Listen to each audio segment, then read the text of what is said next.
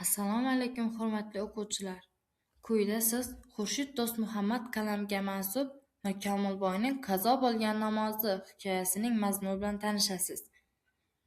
Bu hikoya halol yashagan, vijdonini boylikdan ustun qo'ygan Mirkomilboy taqdiri haqida. Mirkomilboy boy bo'lsa-da, xalq dardi bilan yashaydi. Topgan davlatini yurt ravnaqi va odamlar manfaati uchun sarflashni istaydi. U zavod qurish, masjid va shifoxona barpo etish orqali xalqqa foyda keltirmoqchi bo'ladi. Ammo Mirkomilboyning to'g'ri so'zligi va qat'iy fe'l-atvori hammaning ham ko'ngliga yoqmaydi. U yolg'on va xushomadni yoqtirmaydi, haqiqatni ochiq aytadi. Shu sababli unga qarshi fitnalar boshlanadi. Eng og'riqlisi, bu fitnalar begonalardan emas, balki o'z atrofidagi odamlar tomonidan uyushtiriladi. Mirkomilboy xalqni soldatlikka olib ketishdan asrashga harakat qiladi. Ammo bu ezgu niyati uchun u aybdor deb topiladi. Sud ham bo'lmaydi.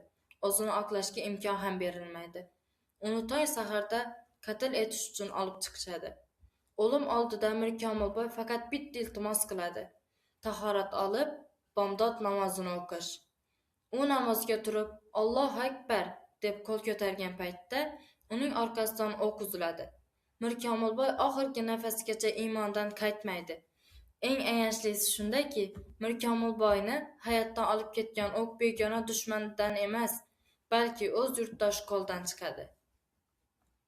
Bu hikoya bizga shuni anglatadiki, halollik va vijdon yo'li og'ir bo'lsa-da, eng to'g'ri yo'ldir. Mirkomilboy esa ana shu yo'ldan jonini fido qilgan inson sifatida xotirada qoladi.